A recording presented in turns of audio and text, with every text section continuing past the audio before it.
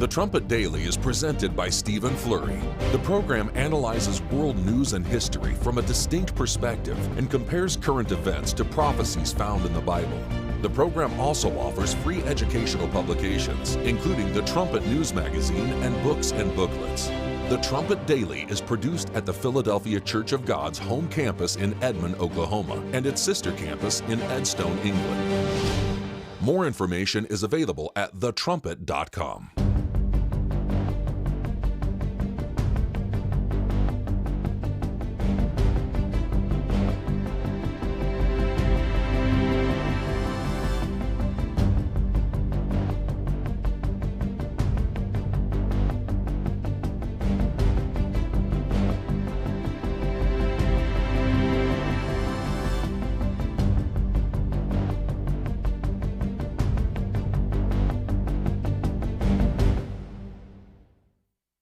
The Trumpet Daily program begins right now.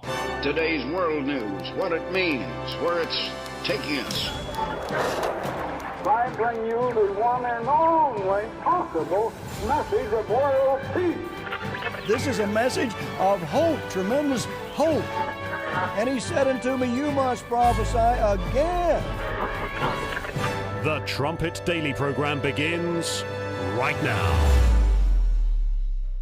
Many of you, even in your short time in uniform, have endured what I call the slow slide of the U.S. Army.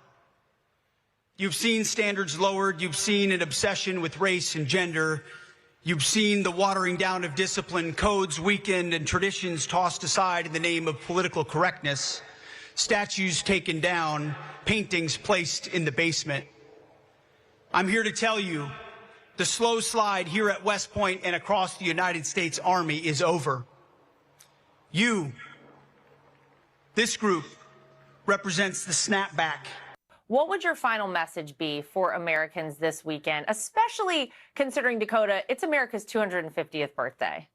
Yeah, look, you know, I tell you, I think about what the American spirit is, right? So, you know, whenever I give a final message on this, the first thing I want to say is go out and live a life worthy of the sacrifices of the people who have gone before us. The people, whether not just in the service, but in every aspect of life, right? And go out and earn that every day. Make sure that we live up to what people fought so hard for us to have today, because, America's lineage is very long. And we didn't just get here by handouts. We got here by working hard, by fighting hard, and by a lot of sacrifices and a lot of people serving this country. Here's what we want, not only in the Army, but across the Joint Force. We want high, uniform, unwavering standards. We want meticulous discipline, the kind I see right here. We want true accountability, and we want it all in service of readiness and lethality. Happy Memorial Day, everyone. It's good to be with you at the start of yet another week. We're coming to you today from Eugene, Oregon, inside of a hotel room, of course. And I'll talk more about that in just a moment. But we've got a lot to get to on today's show. Pretty good variety as well. Before we got to Eugene last night, we were in Sacramento, California over the weekend, celebrating the Feast of Pentecost, and then came into Eugene last night, where today we're going to be touring some of the historical sites where Herbert Armstrong was, going back almost a century. In fact, this year is the 100-year anniversary of his calling and conversion to the truth of God. So we hope that some of the programs that we're able to tape today and tomorrow, that we can spread them out over the summer and keep coming back to some of these themes as we revisit some very important history for God's work over the past century. So today the plan is to see some of the sites and then to begin to prepare for recording a few segments that we hope to play either on this show or maybe the Key of David, maybe the Life and Teachings podcast. We'll just wait and see how this turns out. So you can be thinking about that. We'd love to get feedback from you. You can email the show, td@thetrumpet.com, if you'd like to give us some feedback and maybe give us some suggestions of what we can set our sights on. There's just lots, as you'll see later in the show. We've got a 20-minute segment from Herbert Armstrong. This was near the end of his life, speaking in 1983, and he was talking about this region and the Willamette Valley and the work that went on in Salem and Portland and really over the whole of the great Northwest. And so if you're not familiar with that history is discussed in his autobiography. But if you're not familiar with that, I think that the 20-minute segment that we've got prepared for later in the show will really be informative. So you can look forward to that. And also, as I say, some segments later on this summer. To return to the Memorial Day theme for a moment, let's just go back to the Secretary of War, Pete Hegseth. This was his West Point commencement address, clip 3. Last and most importantly, seek God and know that we are not him. It's humbling. It's also liberating. As Charlie Kirk often said, remember always, this too shall pass. The good times will pass. The bad times will pass. You're never as good as you think you are, nor are you as bad as you think you are. Seek God in every circumstance. Some good admonition there at the end. Seek God in every circumstance. And at least references to God are now peppered in these speeches, quite unlike, previous administrations where, as he has noted, the whole of the institution went woke and was concerned about, all of this. Well, I don't even need to get into that, but as we've noted on this show, just references, token references to God are not enough. And then when you look at the nation, and I covered this just recently, the sins that continue, that persist, that get worse, and that are not confronted. This was at the American Thinker. It says here, illegal is legal and immoral is moral. And this article just talks about the slide into the immoral cesspool that we've seen here in America just in the past 2 generations or so. It says here the moral norm in American society has shifted during the years from 1910 to the present, but especially during the past 50 years.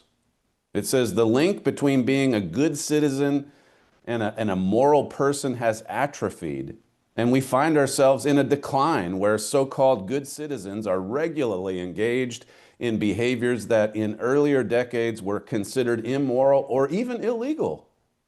More and more, you can get away with illegal activity, and even if it's still defined as illegal, as we've noted with respect to the Russian collusion hoax or what all of these attacks on President Trump going back to 2016, 17, there's no accountability, as you know. Bad behavior is now not so bad, it says, and crimes are often believed to be merely adjustment problems. This shift in cultural values and norms has divided the population to the point where the more moral people tend to be older and deem younger generations less than moral. And so the slide continues. My father had this article 20 years ago at the Trumpet, and it was on Memorial Day. We posted it at the website, and he talks about an important lesson to remember on this Memorial Day. And this content, even though 20 years old, it's a valuable lesson for us to consider today as well. He says, as Americans pause to reflect on the achievements and sacrifices made by our millions of soldiers, past and present, and then continues, their courage and selflessness has done much to uphold the greatness of this nation. Many people connect the freedoms that we enjoy with their willingness to fight. And so here's Pete Hegseth. He's praising the soldiers that represent America, that fight for America, as he should. But is fighting for your nation, is that all that upholds the freedoms that Americans have enjoyed for now 2.5 centuries? It says, many people connect the freedoms we enjoy with their willingness to fight. But did you realize that a far more noble achievement, and one we are in danger of losing today, was how those sacrifices helped establish America's rule of law? And so it's not enough. A willingness to fight is not enough. References to, looking to God is not enough. We need the rule of law firmly established.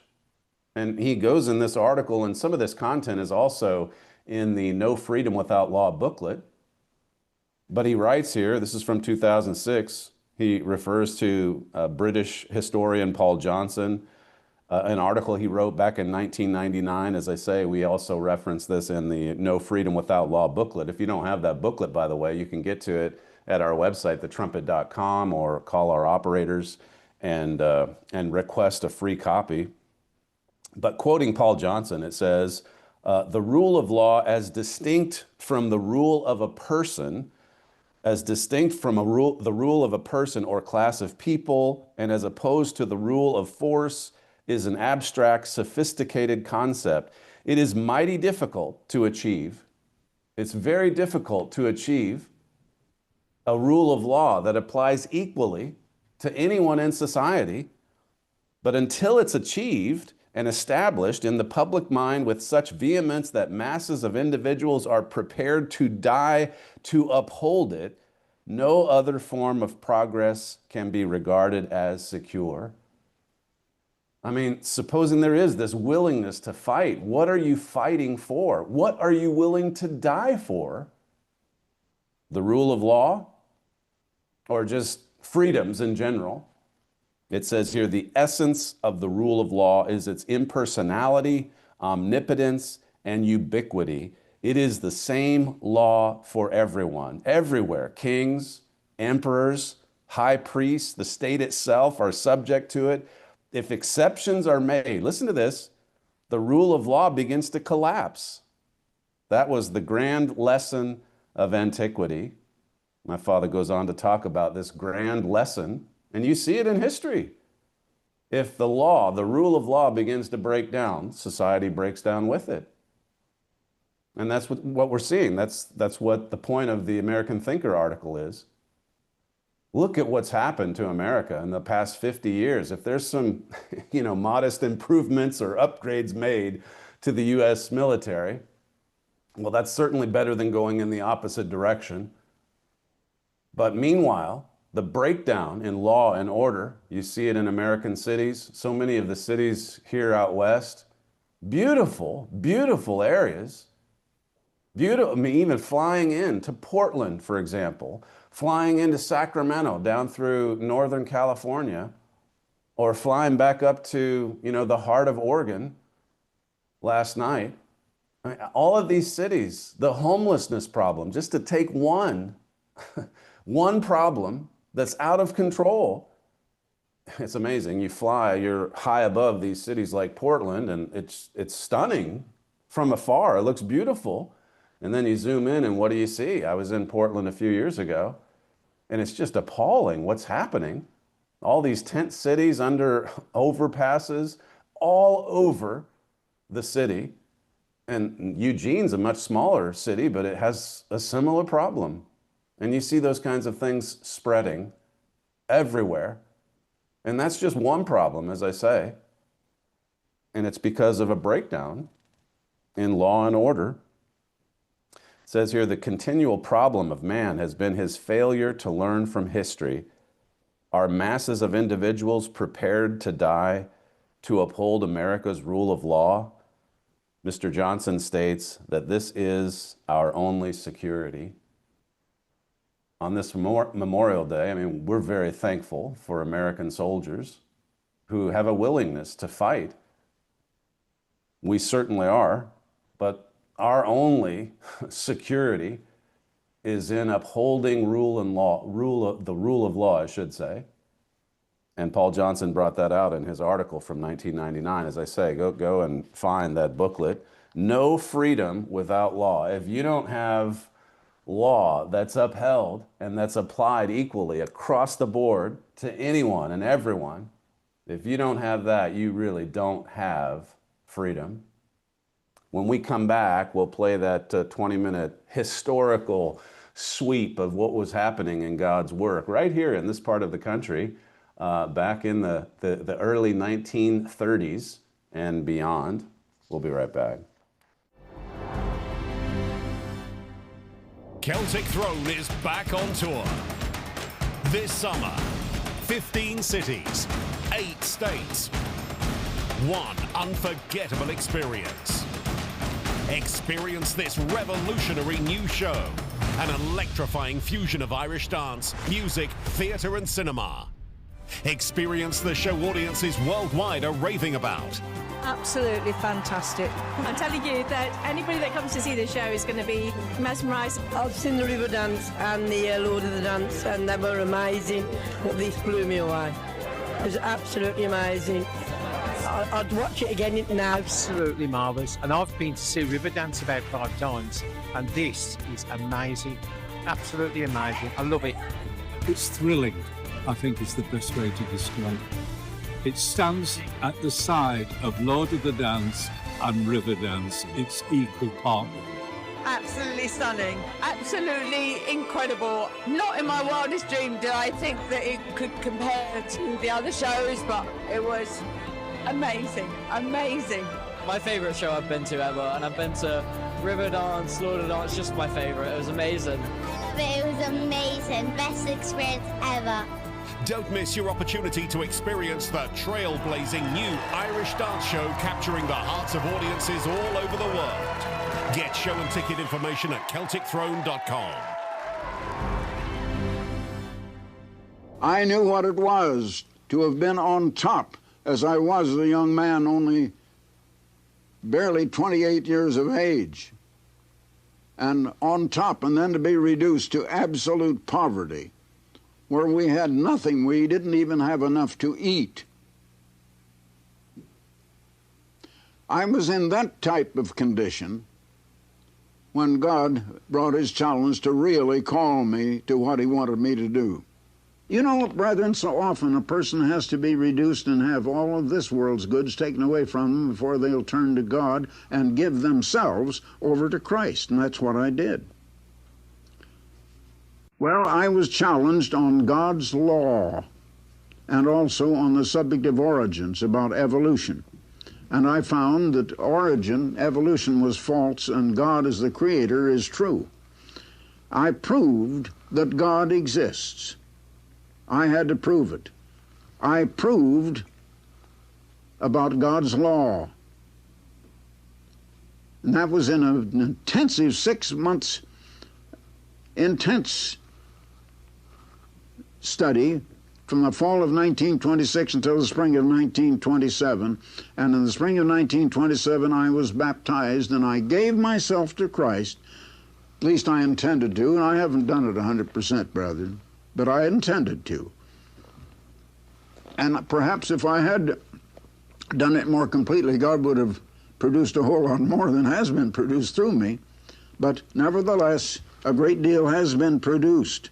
I was brought into contact with the Sardis people, and a group of them that now were living in the Willamette Valley in Oregon.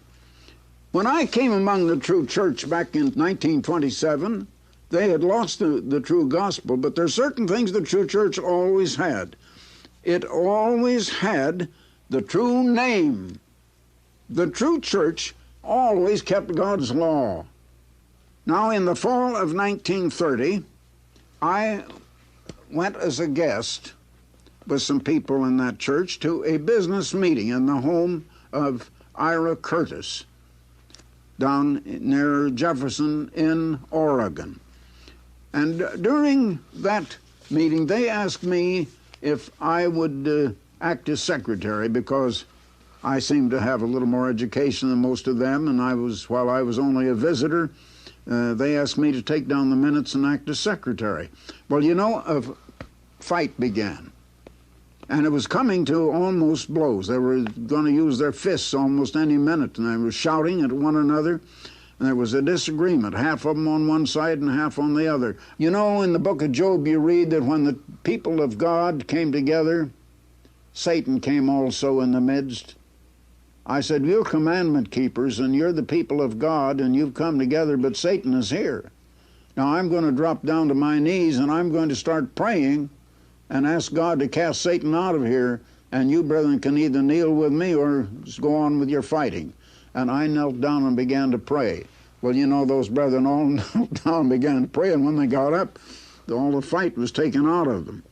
They then asked me if I would conduct a series of evangelistic meetings in a little church in Harrisburg. And I did it in the last 9 days of that year, 1930. And we had, as I remember, 3 who were baptized as a result. And that's the first time I ever did any preaching like that in my life. But there were fruits that God produced as a result, nevertheless. Now, in 1931, in the spring, the Oregon Conference was formed. Now, half of those brethren did split off from the other half, and while they didn't get into a fist fight, nevertheless they separated. And that half became incorporated as the Oregon Conference of the Church of God. Now, I worked along with them, and in June 1931, just exactly the same month, and I don't know whether it was the day of Pentecost, but it was at or very near the day of Pentecost, 100 time cycles from the day the original apostles were ordained. When they received the Holy Spirit at Pentecost, I was ordained by the Oregon Conference. Now, we're just beginning to get into a transition from Sardis. Now, I want you to notice what happened. I then was put on salary at $20 a week by the Oregon Conference and asked to hold a tent meeting down in Eugene, Oregon, with another man whose name was Robert L. Taylor. He had come up from California, and the brethren were very much taken with him. I found out during the meetings that he was a Pentecostal man, and he didn't last in the church. However, one family, the Fishers, were added as a result of those meetings, and that was on a night. It was very stormy. No meeting was held. The Fishers came in. I had a meeting up in my own room with them that night because there was no tent meeting, and that's the night they were brought into the church. Now, on December the 1st, 1931, the money had run out of the Treasury, and I was asked to help a former newspaper associate of mine to save his newspaper out in Astoria, Oregon. I went out there expecting to be there for just the 1 month of December. I found I was stuck with it. It was in the midst of the worst part of the Depression, and I was kept out there in Astoria for 1 year and 3 months until at the end of February in 1933. So from 31 to 33, I was out in Astoria. At the end of that February 1933, the Oregon Conference had gotten a little money back into the Treasury again. They asked me to come back at $3 a week. Now get it, only $3 a week salary. Of course, the dollar went farther then in the midst of the Depression, but that's 1933.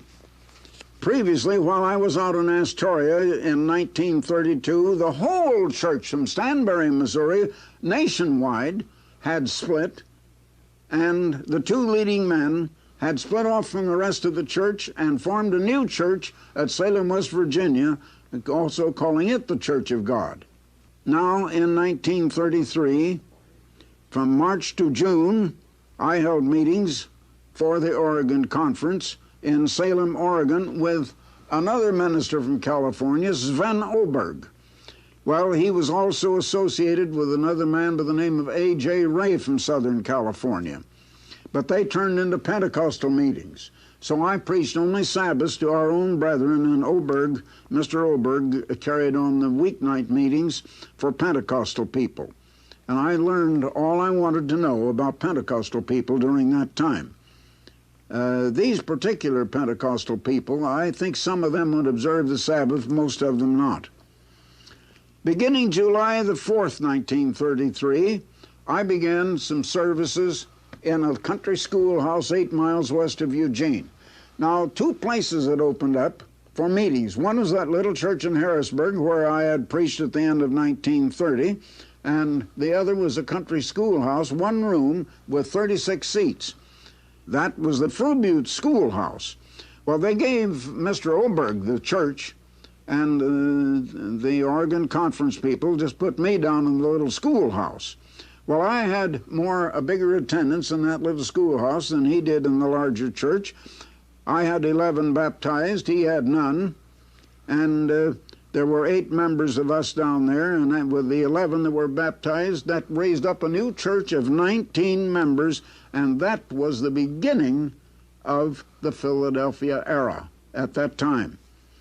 Then in October 1933, the new church, which now is the parent of the Philadelphia era, had decided with the Oregon Conference to start a 3-point program on radio and the printing to get out a magazine called The Plain Truth and Personal Evangelism. And I was asked to head it as the leader. Now, that was started by the Oregon Conference and our people at Eugene, Oregon. Then we moved out from the Frobute School in August to the Gene School 4 miles farther on west, and we held meetings out there on the Sabbath and on Tuesday and Thursday nights. Then in October 1933, I had an opportunity to go on the local radio station 5 mornings for 15 minutes. It was free time, and they couldn't get ministers in local churches to take the time, and so I was able to get it, and of course I didn't have to pay for it. Now that led to the radio church. There was quite a lot of mail coming in, and the manager of the station asked me then to start a regular Sunday program. I took it up with the Oregon Conference and with our new church there at Eugene. They were all for it, and so the church went on the air, and I did the speaking on the first Sunday in 1934. We went on Sunday morning at 10 o'clock, and the cost was $2.50 a week, and I only had the money pledged from the brethren for $1.25 a week, and I had to take the rest of it on faith. Now that was all started by the new church and the Oregon Conference. That was the beginning of what we call then the Radio Church of God. February 1st, the Plain Truth came out with its first issue, mimeographed. Only about 350 copies were made. Now, meanwhile, in 1933, I had been issuing a bulletin, which was an ancestor of the present good news that we have in the church. And that was for the Oregon Conference and the new church there at Eugene. Then in April of 1934, I began a campaign in downtown Eugene. Then we changed out of Gene School, holding the meetings there on Monday, Wednesday nights, and on the Sabbath. But Sunday night, Tuesday and Thursday nights, I was holding meetings now in downtown Eugene. From the meetings in downtown Eugene, about 15 were baptized. Now in September 1934, I began holding Sabbath morning services in my home in Eugene for the new people that had been brought in by the downtown Eugene campaign. By November 1934, I started a 6 weeks campaign in a schoolhouse out at Alvador. It's another little kind of village about 15 miles northwest of Eugene. It was for 6 weeks, holding nightly meetings Sunday through Friday, then having our Sabbath services as we had been having them.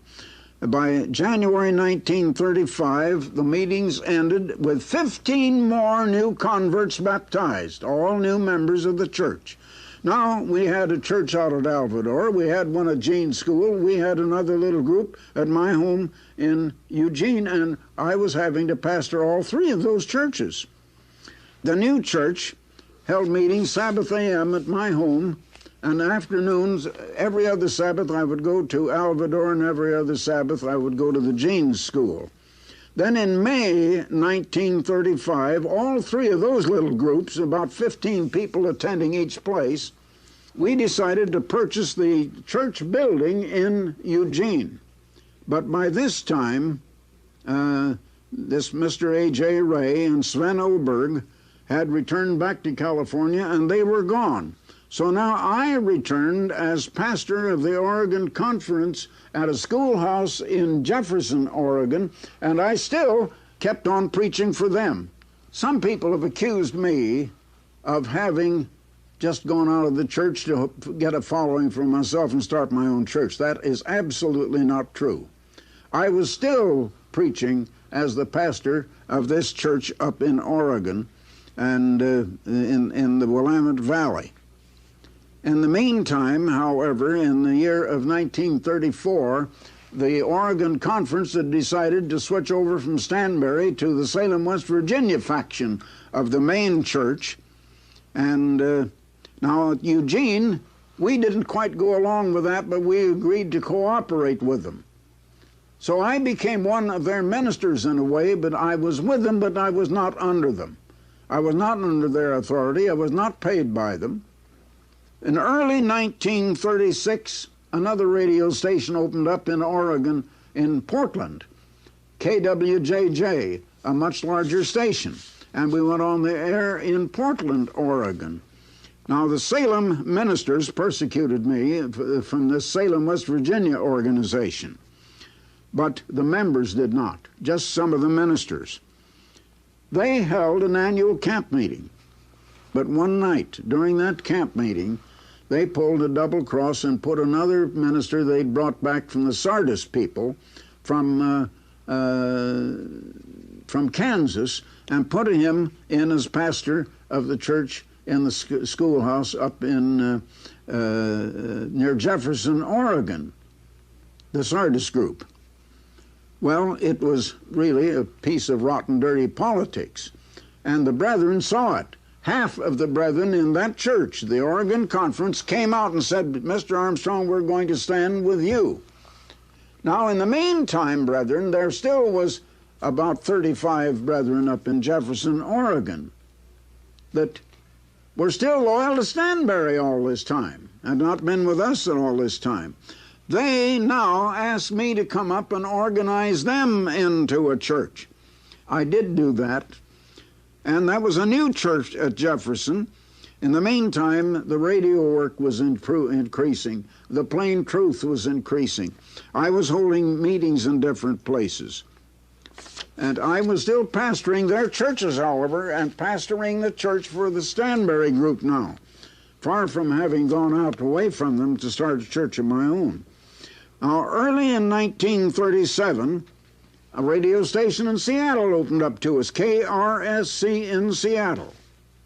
And I preached Sabbath mornings at our Eugene church. Now, we'd bought the church building. I preached there at Eugene. I drove 55 miles to Jefferson, where I preached to the Stanberry group church up there in the afternoon. And then I went on to Seattle. I'd have to drive the car. I arrived up there by or after midnight, sometimes 12:30 in the morning. I had to be up at 5:30 the next morning, go on the radio at KRSC at 8:30. By 9 o'clock I was off the air and I started the long drive to Portland. I would arrive at Portland for a 4 o'clock afternoon broadcast on KWJJ.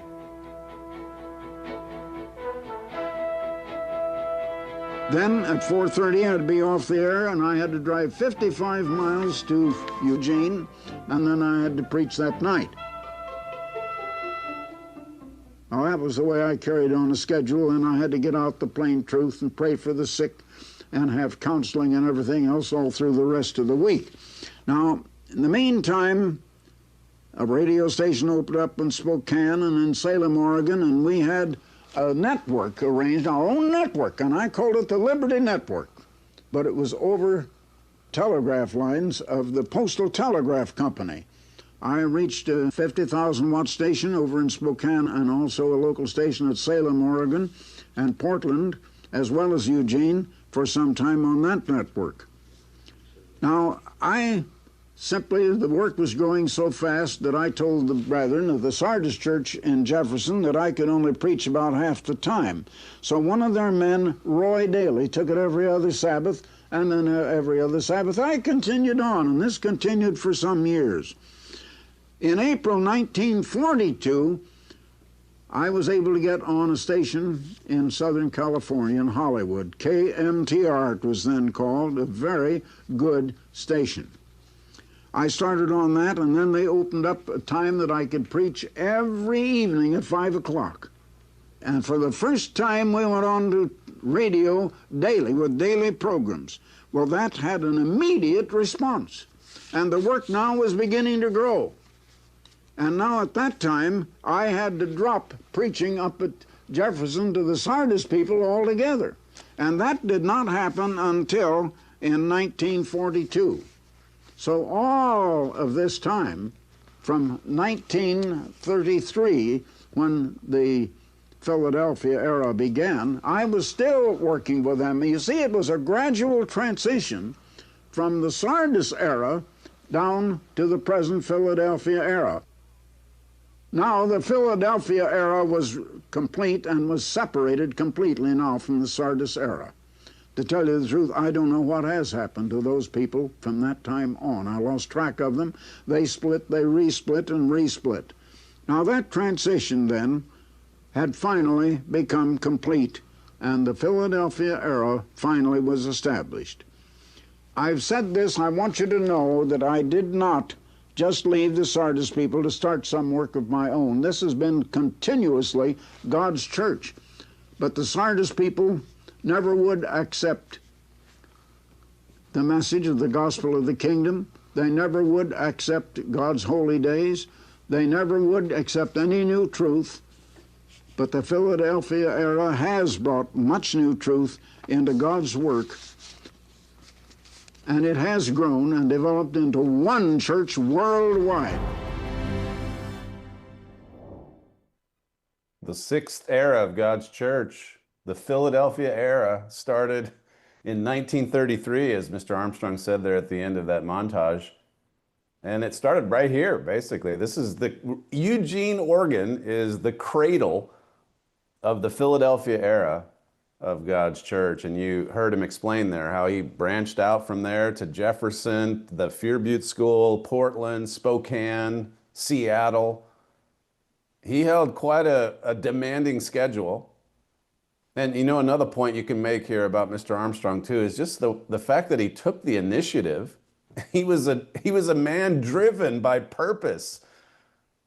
That's one of the laws of success, drive. And he set an example in driving himself to spread the message.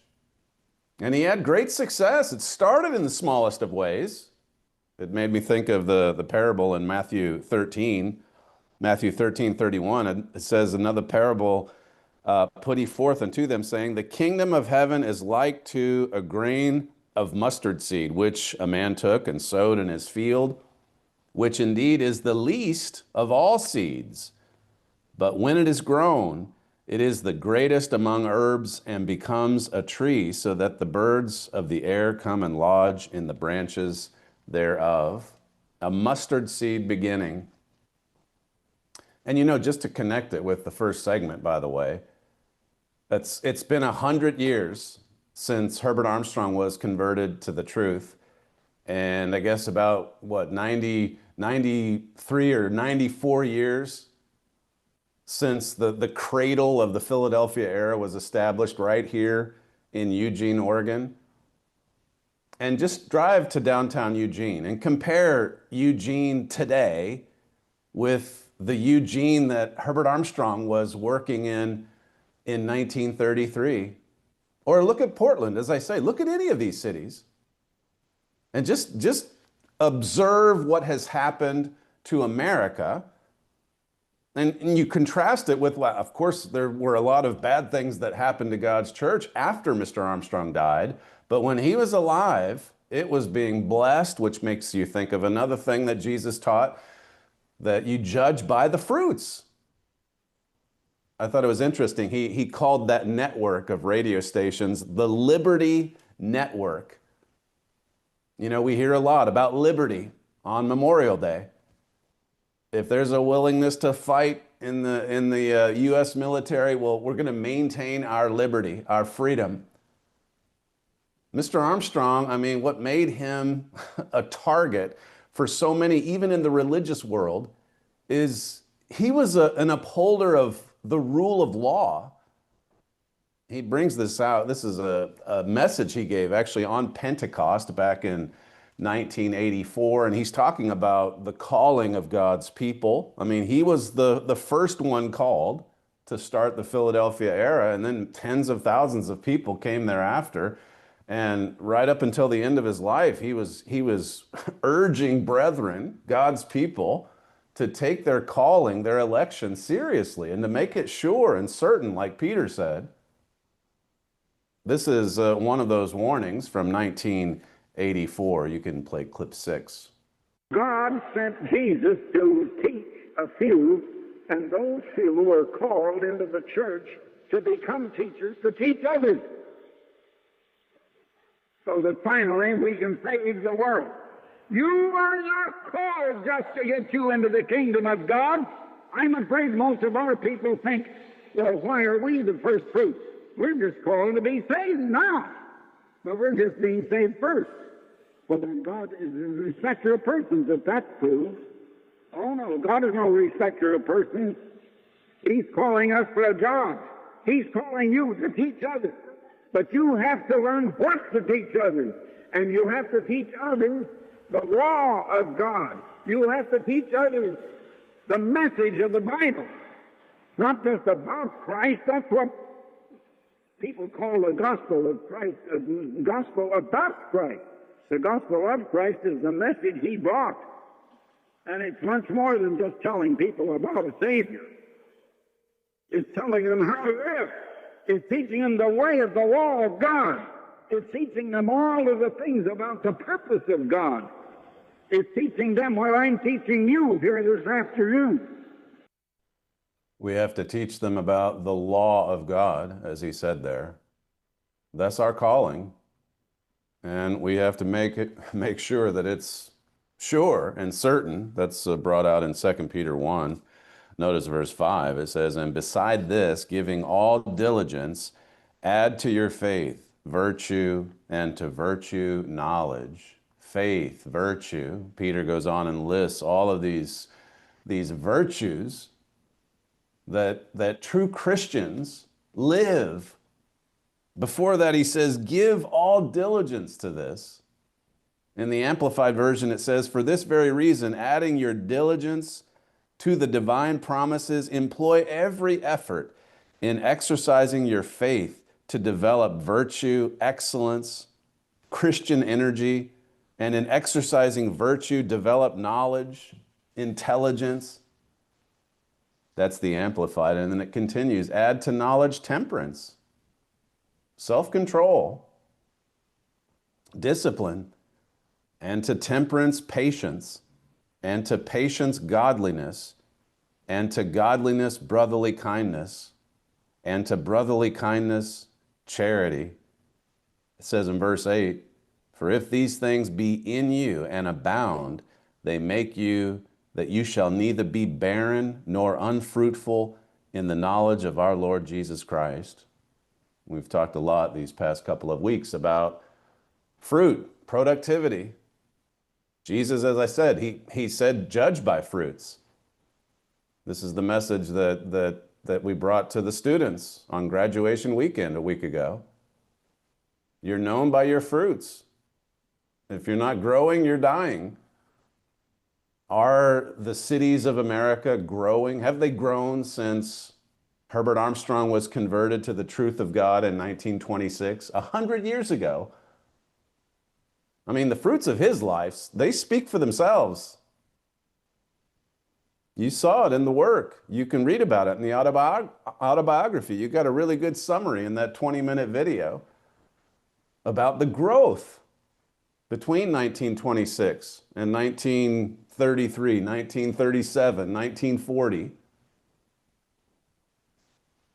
says in verse 9, "But he that lacks these things is blind and cannot see afar off, and has forgotten that he was purged from his old sins." I mean, we can't forget this. When God calls us out of this world, when he brings us out of this world and into his world, that is the church, the kingdom of God in embryo, I mean, we have to go all in. We have to be committed. We've counted the cost. And we tell God, I am going all the way with Christ. I will follow Christ wherever he goes. That's Luke 14. That's Luke 9. That's all over the Gospels. And there's so many instances where people came up to Christ and said, "Sure, I'll follow you wherever." And he would say, essentially, "Really? Have you counted the cost?" Some of them walked away, disappointed, sorrowful, because their actions, their fruits, didn't back up what they said very strongly. I mean, they had some strong statements, but we've got to be willing to act on the truth of God. And that's what Herbert Armstrong did. I mean, that's basically, in essence, that's what his early months leading to his conversion were all about. That 6-month night and day study where he knew it was going to be gut-wrenching. He knew he was going to have to separate from associates and colleagues and so on. He knew he was going to have to go and admit to his wife that she was right. That was hard for him. But he did it. He did it. He was willing to go all the way. He counted the cost in that 6-month night and day study. And look at what it led to. Look at how God blessed him.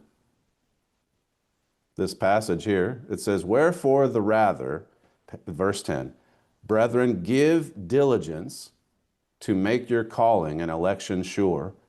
For if you do these things, you shall never fall." Make your calling and election sure. That word diligence, you see it in verse 5, you see it again in verse 10. It means to hasten, to make haste, exert oneself, endeavor, give diligence. It's the same word used as study over in 2 Timothy 2:15, where it says study to show yourself to be a good workman, approved of God.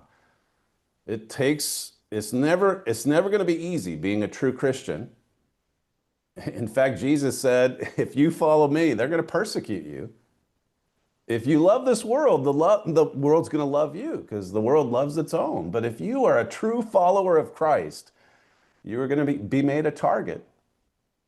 Look at how Satan's targeted our nations. Look at how he's targeted our cities. Look at how he targeted the worldwide Church of God the moment Herbert Armstrong died. I mean, it takes courage. It takes a willingness to endure all the way through to the end. Matthew 24:13, that's who's saved in the end. Those who endure through difficulty, trial, hardship, and so on. Straight and narrow way, like Jesus said. We have to be willing to give up anything and everything in order to follow Christ. The Amplified Version, let me just read this to you. This is verse 10 again. Therefore, believers, be all the more diligent to make certain about his calling, that's God's calling and choosing you, to be sure that your behavior reflects and confirms your relationship with God. For by doing these things, actively developing these virtues, you will never stumble in your spiritual growth and will live a life that leads others away from sin. That's what Herbert Armstrong did. That's Herbert Armstrong's ministry. He turned many to righteousness. He turned many away from sin. He was a man of God. He was a teacher for God. He taught people about God's law. He upheld the rule of God's law in the church. And even when the church got into some pretty serious trouble in the 1970s, it was God's government and the rule of law that got it back on track through Herbert Armstrong.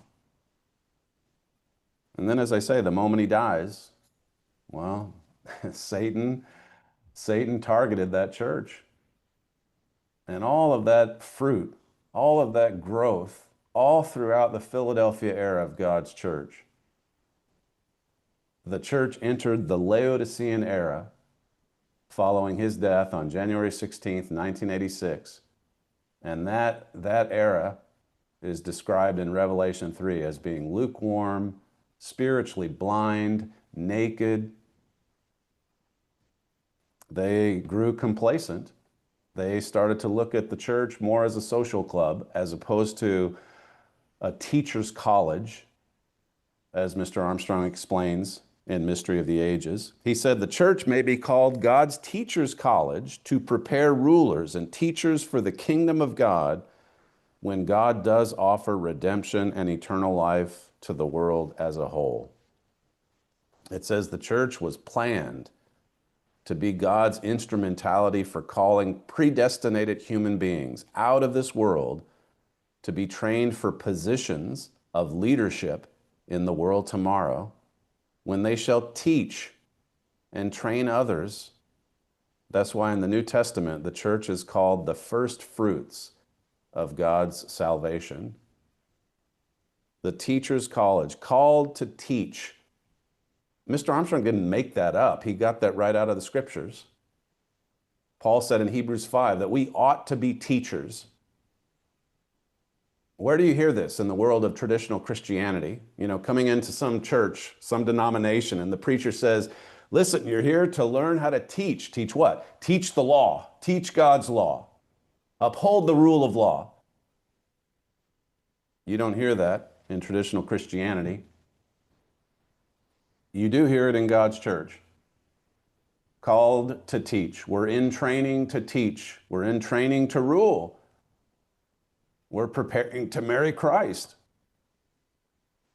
We're here to support God's work. That passage that I gave to you, Hebrews 5, we've gone through that recently. but that's the section where it says we ought to be teachers.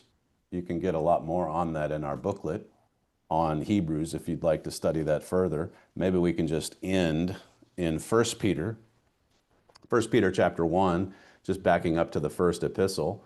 Here again, just to come back to this diligent effort that we've got to put in to make sure that our calling and our election is sure. It says in verse 7 that the trial of your faith, being much more precious than of gold that perishes, though it be tried with fire, might be found unto praise and honor and glory at the appearing of Christ, whom, verse 8, whom having not seen you love, in whom though now you see him not, yet believing you rejoice with joy unspeakable and full of glory, receiving the end of your faith, even the salvation of your souls. It says in verse 10, of which salvation the prophets have inquired and searched diligently, who prophesied of the grace that should come unto you. We have so many righteous examples in the Bible, and some even in our time, like the end-time Elijah, like Herbert W. Armstrong. This verse 10 in Amplified, it says, the prophets who prophesied of the grace, divine blessing, which was intended for you, searched and inquired earnestly about this salvation. That's an example. When we see it, we want to follow it. We want to follow in those steps. That's what Jesus told us to do with his example. And there's so many other examples in the scripture that are there for our benefit, for our learning. And then we have one here in the last century of our modern time. Someone who discovered the truth. God opened his mind in the fall of 1926. And he went into that night and day study to disprove his wife, to disprove the other gal, the relative that challenged him on evolution. And he did disprove her, but he had to admit that his wife was right. And then as he started to count the cost, he realized, okay, this means I've got to give up and forsake the ways of this world. And he was willing to do it. He did it. And he did it with diligence.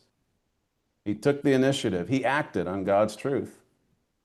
And if you follow in that same example, God will bless you for it, and you'll have a fruitful life of growth and productivity. That's all we have time for today, live from Eugene, Oregon. You're listening to the Trumpet Daily. You're listening to Stephen Flurry. This is the Trumpet Daily. We thank you for joining us on today's show, and we'll see you tomorrow.